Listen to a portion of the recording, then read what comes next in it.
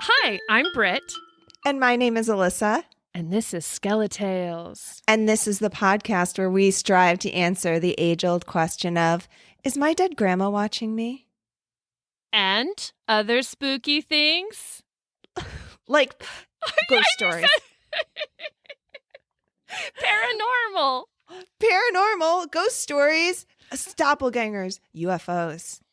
We're really transitioning to full Spooky? UFO pod. No? Okay. No, transitioning to UFOs? Oh, shit, I quit.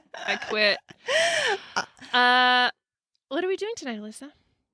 You know what? I have been really wanting another original story from a dear listener. Maybe something with diagrams. I don't know. Something a little more, tangible that we know and can look at. And so we have a SkeleTalk. Yes, we do. We are in our wingback chairs. I literally have a mug with me tonight. It has margarita in it, not coffee. But so tonight we have a very special guest. He is best known for being the husband of one of my best friends, Natalie. We know Natalie from her ghost story of the crazy rabbit highway ghost thing. He is a multi-talented man with some mad skills in building and fixing anything from cars to houses. He once foiled my plans of seeing Ben Folds by getting me too high. He is active in the world of rallycross racing here in Texas and will brag about his sweet rally car when given the chance, like he did before we started recording. He totally did. And he has been teasing us for months about this epic ghost story that has haunted several people and includes even a diagram. Folks, the one and only Derrick Krobusek. Yay. Welcome, Derrick. Thank you so much, Britt. You nailed it. That last name, so perfect. Thank you so much. And I have been chomping at the bit to share this story. And I've shared this story with a lot of people over the years. So when SkeleTales first came out and I started listening to SkeleTales, I'm like, oh my Lord, I finally have a venue to share my story. Because when you share a story with people of the paranormal, the supernatural, everyone's going to say, what kind of proof do you have? And actually, my story doesn't have any proof except for the way I tell it and how it's cross-correlated. So Alissa, being the amazing skeptic that she is, I have a story for you. Okay, yeah, show me the proof. And you sent me approximately 37 photos and diagrams in my email. So I'm excited. I'm excited to see what comes. This story happened around 2000, 2001. Since this event happened, I've always wanted to go back. Who wants to go to Lubbock to investigate? I do. I always have. And so now Britt and Alissa, I don't know if Alissa wants to come down, but Lubbock's right there. Ooh, how far is Lubbock from here? It's about a 7-hour drive. Britt's like, well, I'm game. But for me, I do have a recorder. For me, it would be fishing in a fish tank. Yeah. For me, I've experienced this. I know that I would go back there. And so are you telling me there is a 100% chance of seeing a phenomena if we go there? If I were to have one choice of where to go to experience the paranormal, we spent the night at the Driscoll for our wedding night. Nothing happened. Buzzkill. Yeah. Oh, I really hope that's how Mitch describes my wedding night as well. I might be sleeping in this closet tonight.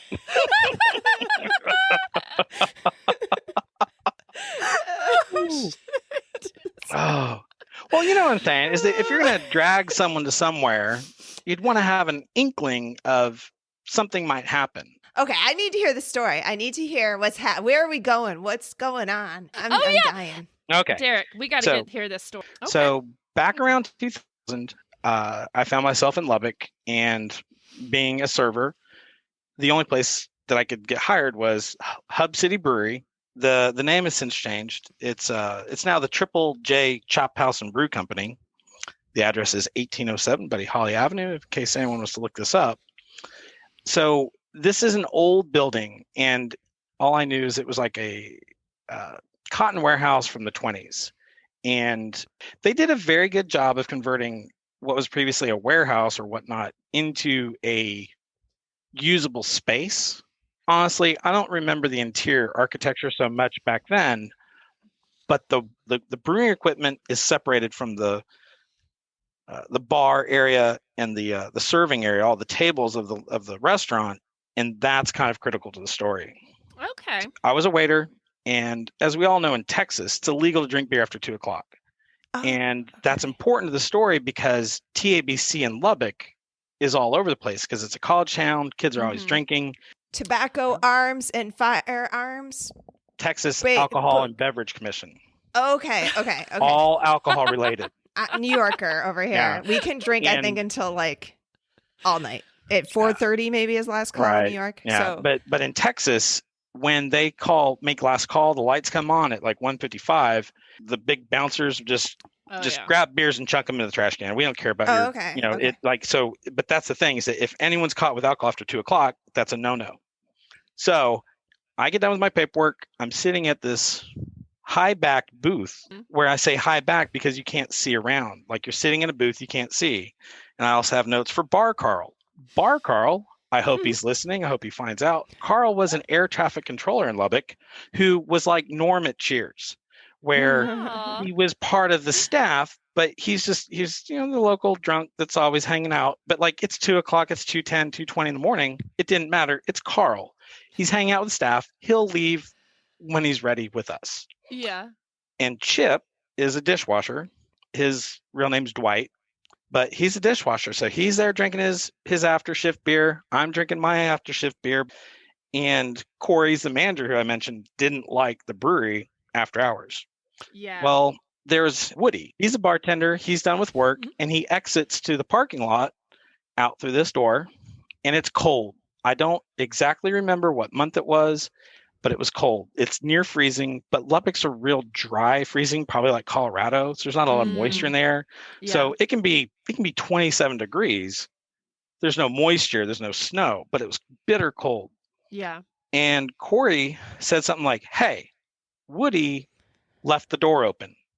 Someone needs to go close it because we don't want TABC in here." And of course, Carl doesn't work there. Chip's the dishwasher. All right, I'll go take care of it. So I get up and I walk out and I mentioned there's an interior glass door. So I go through that door and then I find myself into the brewery equipment. And sure enough, there's a double door. And you know those double doors that have the push bar that you have to push to unlock? Yeah. It's 2 steel doors like that. And one door's just open and it's bitter cold. And I go out there and I look. And if you look at the current day map, that it's all flat and empty, but there was a parking lot. And so I come out, it's bitter cold. I look around. Woody drove like a little S10 Blazer. It's nowhere to be found, but there's no point in yelling at him. He left like a couple minutes ago. But damn it, Woody. Right. But valid, like, let's shut this door because no one wants to get a ticket from TABC. Yeah. So I look around, there's no one there. I shut the door, I turn around and I take a step or two, and then there's a knock at the door. Now, Britt kind of knows I'm a bit excitable. I spin around, and Woody's a young cat, and so am I. And I take a couple steps, and I kick that door. I kick that push bar, like you're hoping to God this son of a bitch is on the other side, and I catch this jackass that left the door open. Right in the face, yeah. Boom! I kick that door open. It flies open, and I go out into this alleyway behind Hub City Brewery. To the left of me, nothing. Across, nothing. To the right, nothing. And I'm like, what in the fuck was that? Yeah. And I remember this clear as day. I'm like, what in the fuck?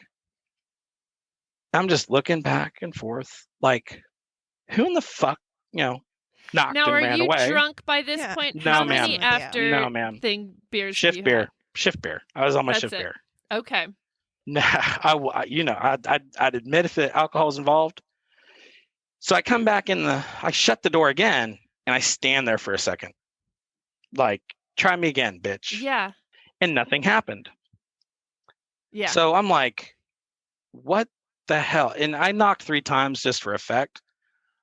I don't know if it was 2 or 3, but I'll swear on my life, put my head in a guillotine. There was a distinct knock on a metal door. There's no denying it in my mind to this day. I kicked that door open with full hopes I'd hit someone. Well, nothing happened. And I stood there and I waited. I'm like, shit. Okay, that's kind of weird. So I turn around and I go through the glass door and I go back to my shift beer. As I sit down, Chip is sitting there with his elbows on the table, his eyes in his hands. The dishwasher, He's right? very pale. Okay. Barcall's sitting next to him, and Barcall's kind of looking at Chip, kind of consoling. He didn't have his hand on his back, but he was just kind of sitting there kind of strangely. And I'm quite loquacious, but nothing was being said, and I was perplexed as to what happened. Well, Shelby walks up to our table and says, She's a server? She's a fellow server like me. Okay. And she had been done, checking out her paperwork with the manager in the office. And she comes walking up. She goes, "Hey, Derrick, who'd you let in?" And I looked at her. I was like, "No one. What on earth are you talking?" Chip drops his hands. I mean, I'm telling you, that boy had no color in his face. He looks at Carl's like, "I fucking told you." What? What Shelby says is that she was way back, but she saw me open the door and she saw someone go past me and go off into the brewery equipment. No. Oh, I love that. What Chip saw was, I got goosebumps right now. What Chip saw, and the best that I can remember, and actually I'm telling you what he said. He said it was a morph-like, almost like Scooby-Doo kind of like entity come from the brewery equipment through the glass. And I drew the path. I got these cute little arrows and through the path. And then he walked off, and it just happened that our manager, Corey, was at the register. So that's what Chip saw. Unfortunately, Bar Carl didn't see anything. And that's why I was describing the weather was really cold and I didn't feel anything. I swear on my life, I heard something. So I heard something. Shelby saw a person. She's so far away that she didn't describe it as an entity. Like the shadow of a person almost, huh? Right. But to her, it didn't cause alarm that it was supernatural. She honestly asked the question as, "Who did you let into the brewery? Because it's freaking, 2:15, 2:20 at night. Why would you let someone in?" But they exit, stage right. To her perception, you'd have to know that the way the kitchen is and the bricks, she wasn't able to see this entity come through the glass, go behind the bar, and then past Corey. And at that point, once the three of us realized that we had all experienced the same thing, I am so thankful to be able to share my story on SkeleTales. Wait, did Corey He did not feel anything? No. So fast forward to just before I met your lovely friend, Miss Britt, who I've been with for 3 years now. We went camping at Paladuro Canyon up near Amarillo, canyons between Amarillo and Lubbock. And I went out of my way to meet a friend of mine in Lubbock. And it was about dusk. And I stopped by Hub City Brewery, which is now Triple J Brew House. And I went and talked to management and told them, "Hey, do you guys have any supernatural shit that happens?" And I just have the hostess happened to be the manager that day. And she's like, "You know what? We do." And they have on video from a security camera that watches the dishes. Yeah. Out of nowhere, dishes flying off of a wire rack. So she's like, "You know what? You telling me there's a ghost story around here? We believe you because we have video evidence." I have a question. Yeah. You said it was a Scooby-Doo-esque monster or something? That's my question. It was like a brown?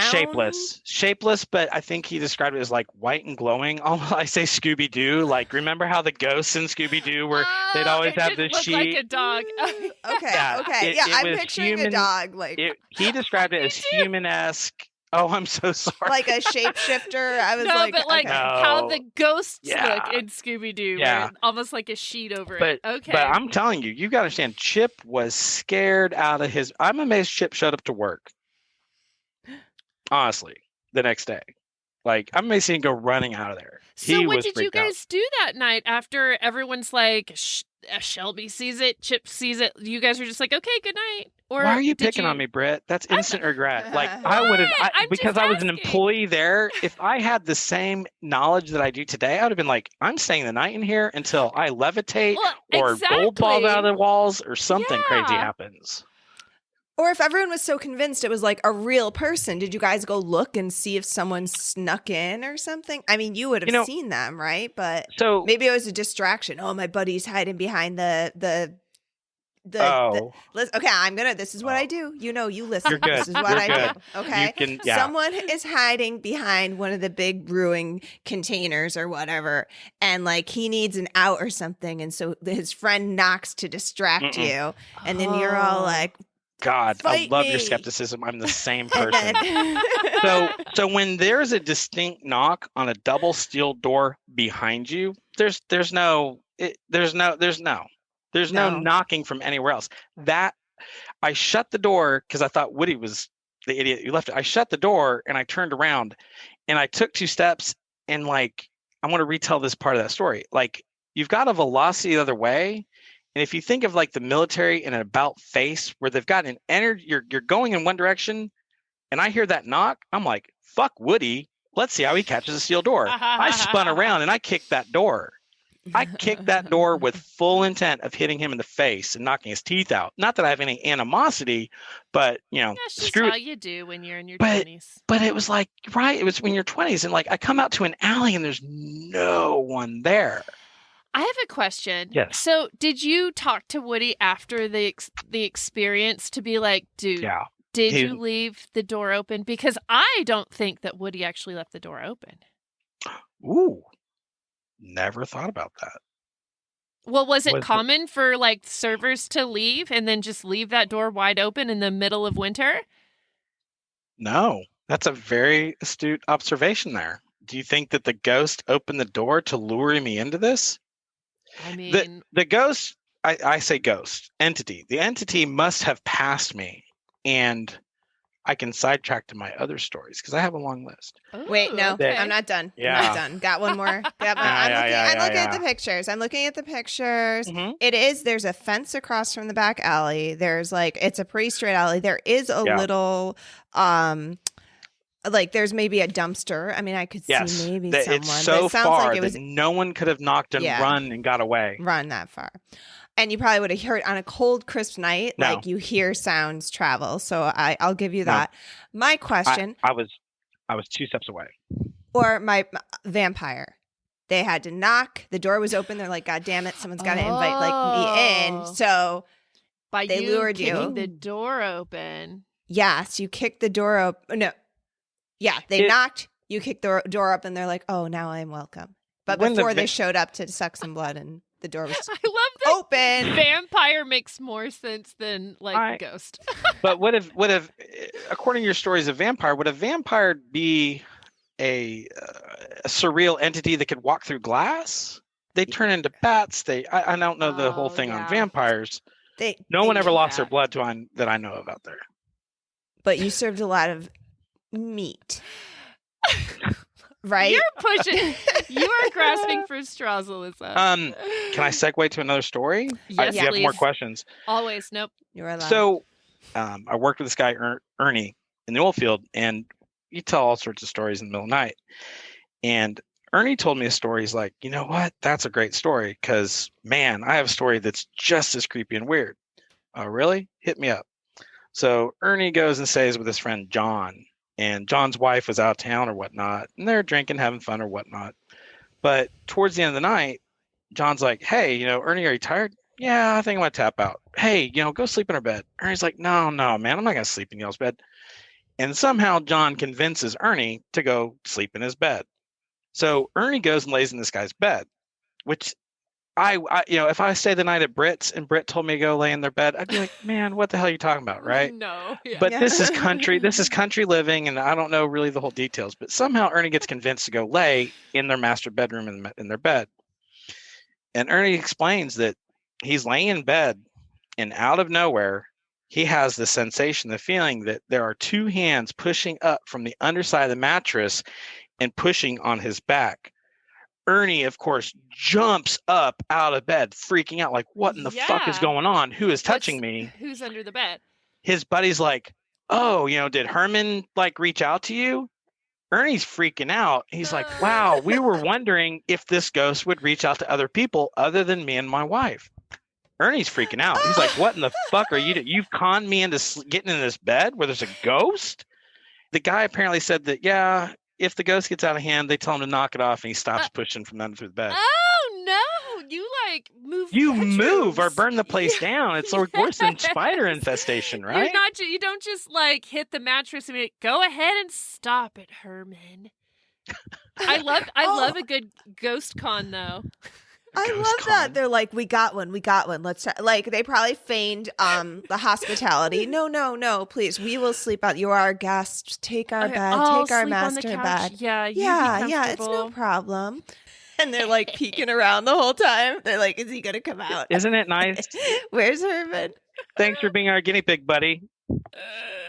It also sounds like the way a murder would start. Like someone just trapped him in there and fucking with him, and he ends up murdered at the end of that. But obviously, he lived to tell the tale. I love that that's where your brain goes, because that's normally where my brain goes was murder. Yeah, I mean, sleep in our bed. Oh, did the ghost bother you?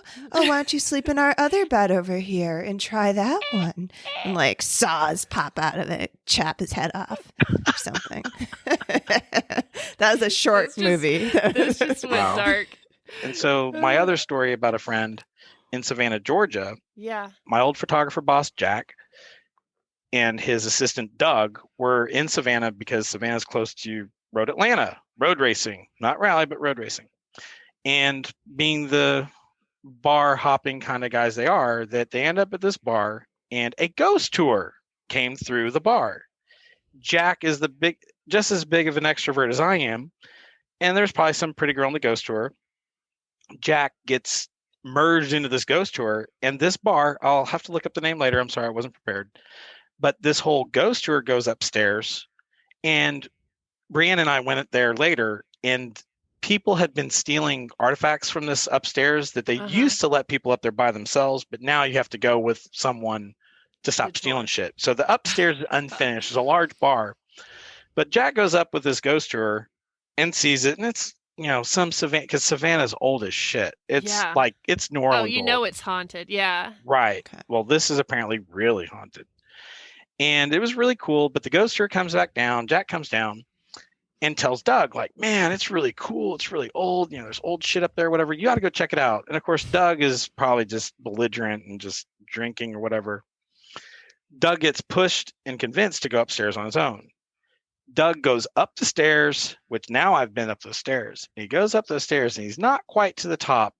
And the way Doug describes it, as a freezing cold Scooby-Doo thing, not visual, but he felt a spirit walk through him that was ice cold.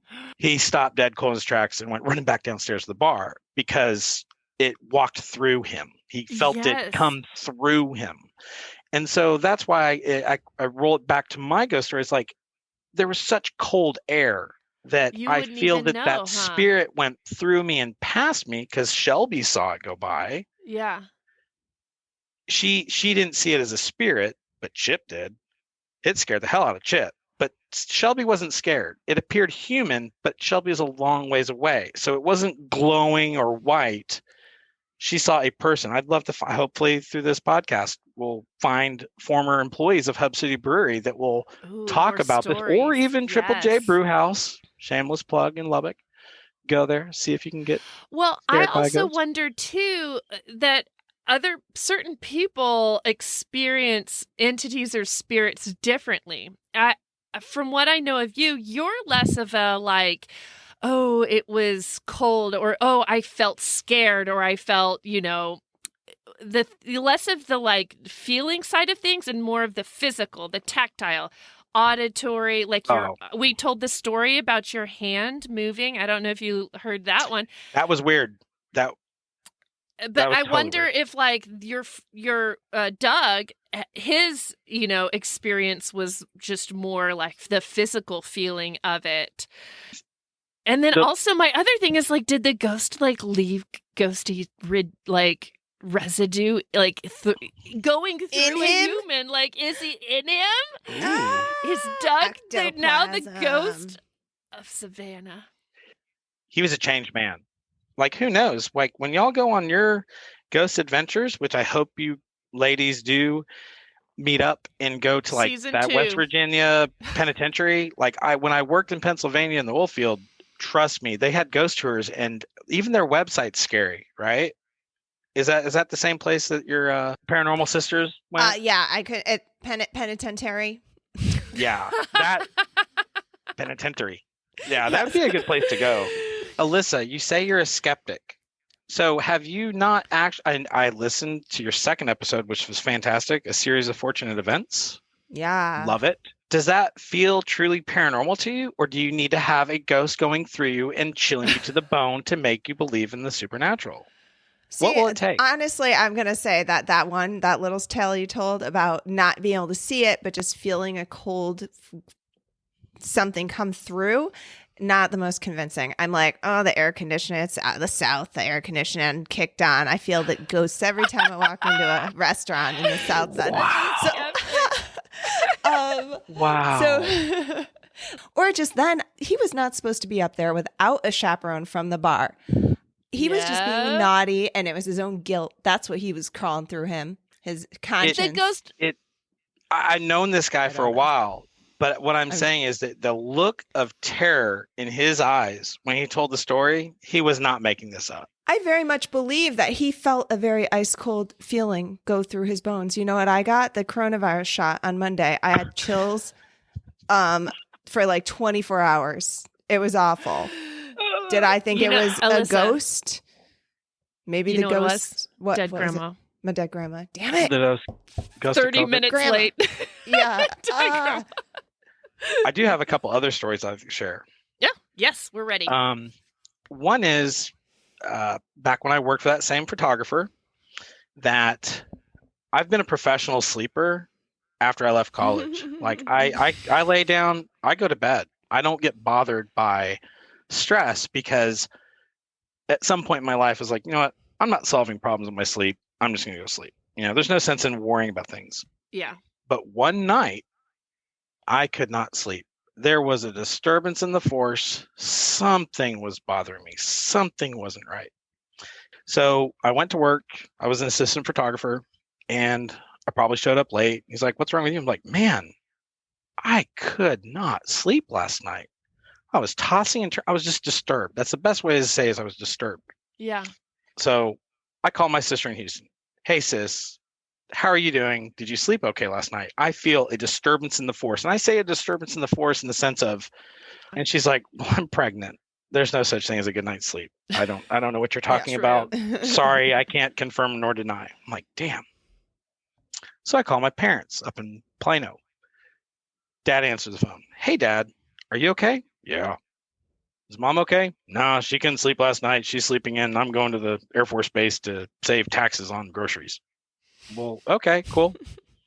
This is like 8 or 9 in the morning. Yeah. Around 11:30, my mom calls and she's like, did you call earlier? I said, yeah. She's like, why did you call? I'm like, I couldn't sleep last night. It was bizarre. I feel like there's something wrong.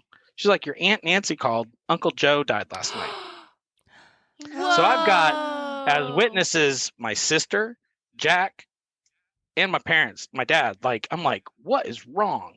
That one gave me goosebumps. See, that one got me goosebumps. That's the sort of stuff that gets me like, ooh, coincidences. Like you knew something was up and then you hunted it down. Damn. You did hunt it down. That's what I was going to say. Like if I had a poor night's sleep, I would just be like, the full moon or whatever. But you were like, no, something is wrong. I'm going to find out. It was weird.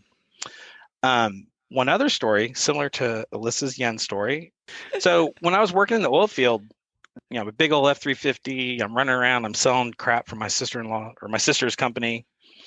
And I'm in South Texas. I'm in Laredo. And I'm driving north from Laredo, which is just about as exciting as Lubbock. On 35 and parallel to 35 going northbound is a train track. And I'm driving down the road and I'm talking to my friend and I hear, oh my gosh, shit.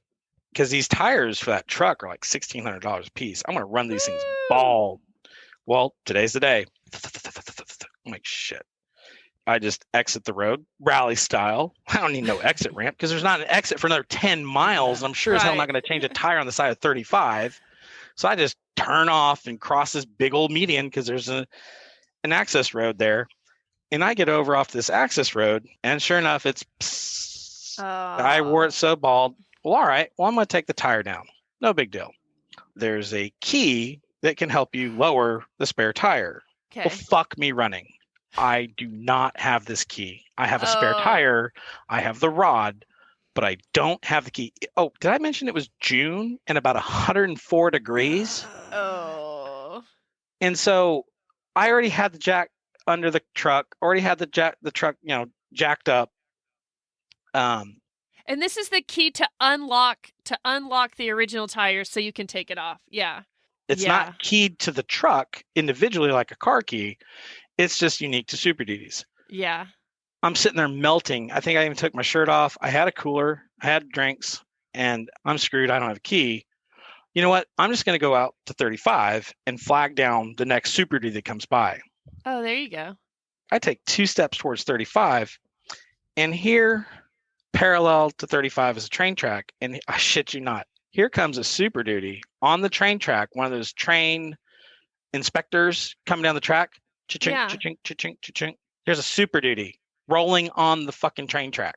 What? Here Like I spin around and go running shirtless, sweating my ass off through the mesquite and brush and bullshit to the train track. And this poor guy must have thought I was like stranded, like, you pick someone up from a desert island.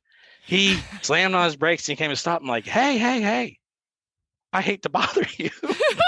He's on a train track. He's not going anywhere, right? I'm like, Does he have train wheels? Yes, he's on the train tracks. Like his wheels, he does not have like rubber tires. He has like train wheels on his freaking truck. Yes.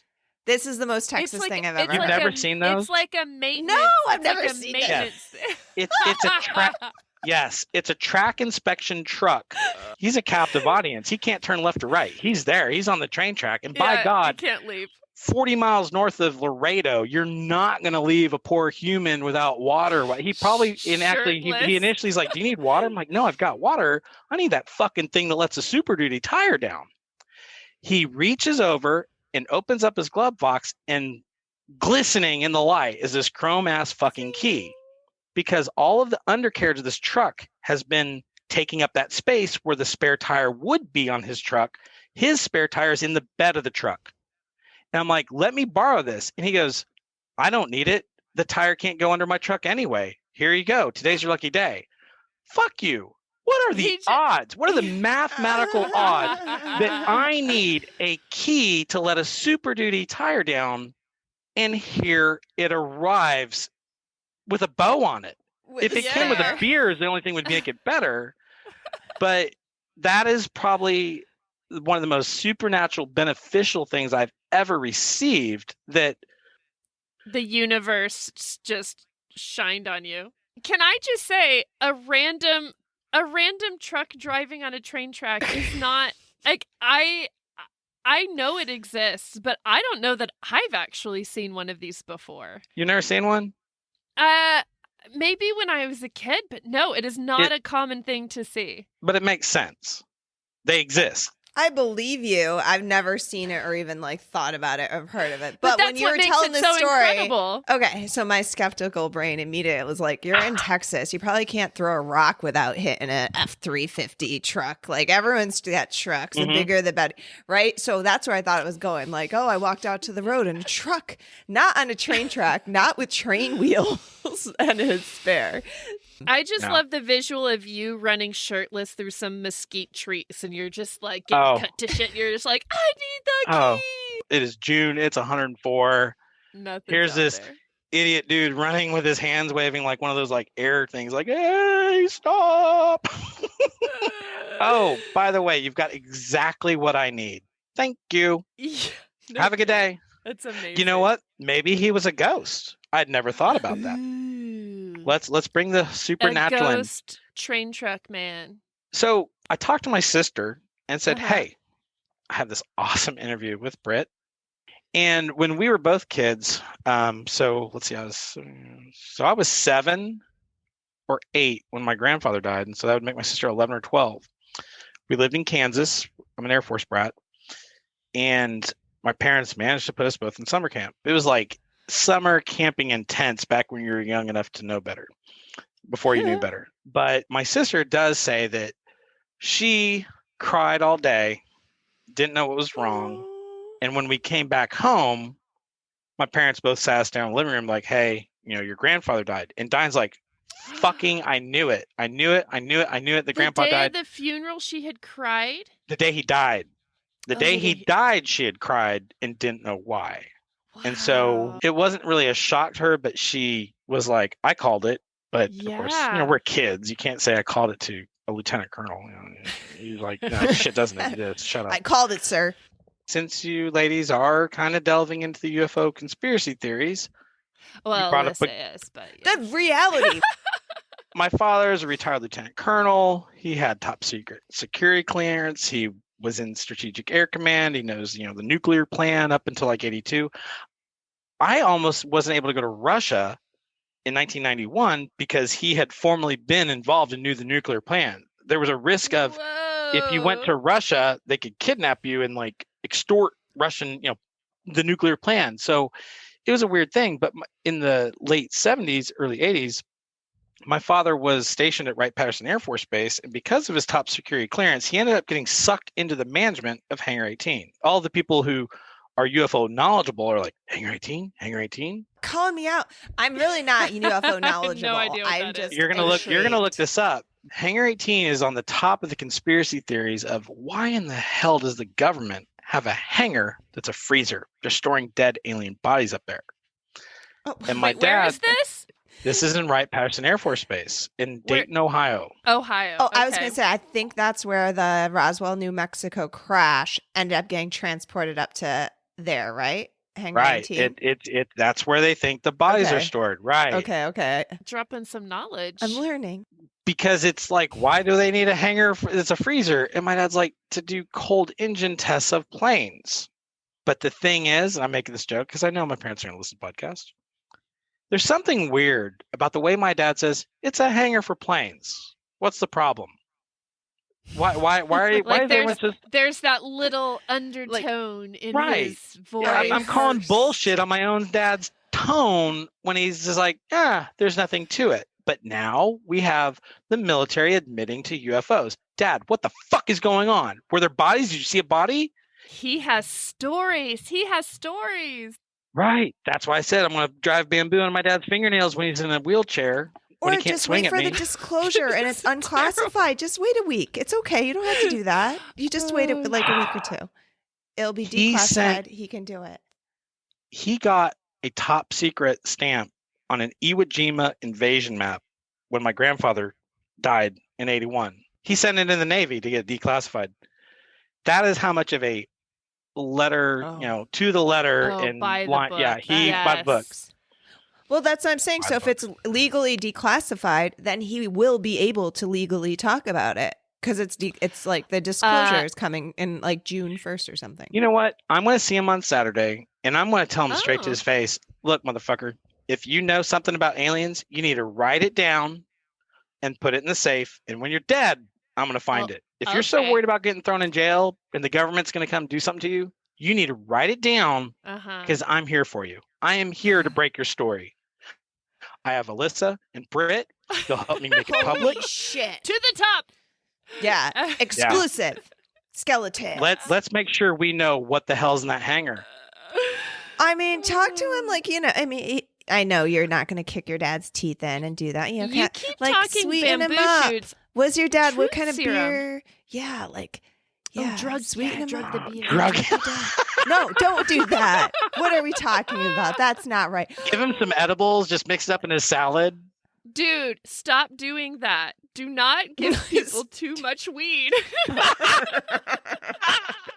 It's not okay. You got me good, Britt. You got me good. I feel so horrible about that. That's how you went to Ben's. He had a little liquid tincture, and he's like, I said, give me 1, maybe 2 drops. He's like, I think she needs 8. Oh, come on. How many did you give me? Like 3 or 5. It wasn't more than 5. 12. 3 plus 5. No. 3 and then But 5. I think I remember hearing 8. For the record, because this is going to be listened to by a lot of people, I am a very nice man. There was no malintent at all. He just didn't know what a lightweight I was. You're going to go to a concert. It'll be a good time. My question is, Britt, did it make you really talkative and really loose-lipped, or did it make you sit weirdly in a corner not talking? That one? Yes. quietly, no words. So don't go with the edibles. But I had to go outside immediately and look at the trees, and then they changed colors, and it was like, woo, woo. And I tried to talk, and I would just like grunts. I think I got. I say ply him with the alcohol. Ply him with the alcohol. Get him like a little, be like, Dad, it's coming. Can just like let me know what. I already know my dad, and honestly, the only answer to that is going to be you need to write it up and like leave it in the safe, because I know you've got stories. I know you do. Yeah. Okay. Dude, please. So Derrick, changing the subject a little. We love here at SkeleTales to ask a final question of our guests of the evening. Here it is. What 3 objects would Alissa and I need to bring to our seance when we summon you from the dead? I don't want to zombie you. From the afterlife. You don't want me coming out of a grave, promise you that. To bring your spirit to our seance and join us, what 3 objects do we need? A Snoopy. A Coors Light. And a Subaru something. Oh, okay. Well, specify Snoopy. Any like a dog or No, Snoopy. We need like to be a more stuffed specific. animal? Yeah, like the stuffed animal. This is my original Snoopy. Oh, Derrick is showing us his very worn out, lovable Snoopy dog. Okay. Snoopy is Snoopy. Like it's timeless. Snoopy is Yeah, lovable. yeah. Coors Light is lovable as well. And now I'm coming into the shameless plug for Subaru. Oh, yes, perfect. shameless plug. Hot brags Yeah. for someone else. Do it. If you or anyone you know is buying a Subaru, I'm an admin for an Austin group. We have over like 1,100 members now. I am the admin, actually. And I can get you in touch with an ambassador that will get you a $500 coupon off. And that's after you've negotiated your price. That $500 off is paid for by Subaru of America. They're a fantastic company. Cool. What is the name of your Facebook group that you're the admin for? Bat City Subies. Awesome. So I think I'm actually a member. yeah, you probably are. I'm sure your husband is. I'm sure he is. Yeah. So Derrick, you actually segue nicely for this. If anybody needs to get in contact with Derrick, the only way you can is through our Facebook community, SkeleTales community on Facebook, or I think even just our page, SkeleTales. Do you like that segment? Yeah, I like that. I liked it. It's the only way of like 8 to 12 ways to get a no. The only member that's DERRICK. Derrick. Maybe. And if anything, nobody has the last name Krobusek. Derrick Krobusek. Okay, so yeah, SkeleTales podcast, right? That's where you can find us. You can find us over on the Instagram, the Facebook. Wait, I already said that. The Twitter. The tweets, the TikToks.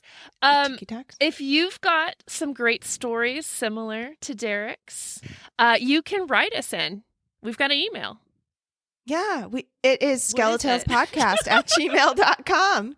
You can open your phone and save this phone number into it to call it a later time. 302-689-DEAD, 302-689-3323. And you can leave a voicemail. We have a merch shop, which you can find on our website, skeletalespodcast.com, or on our socials. I think that's it, right? Do we miss anything? Rate us, review us, love us. Yes, share. Hey, Derrick. Hey, Britt. Hey, Derrick. Hey, Britt. Yeah. Derrick. Britt, Yeah. guys. Hey. What? Haunt you later. Haunt y'all later.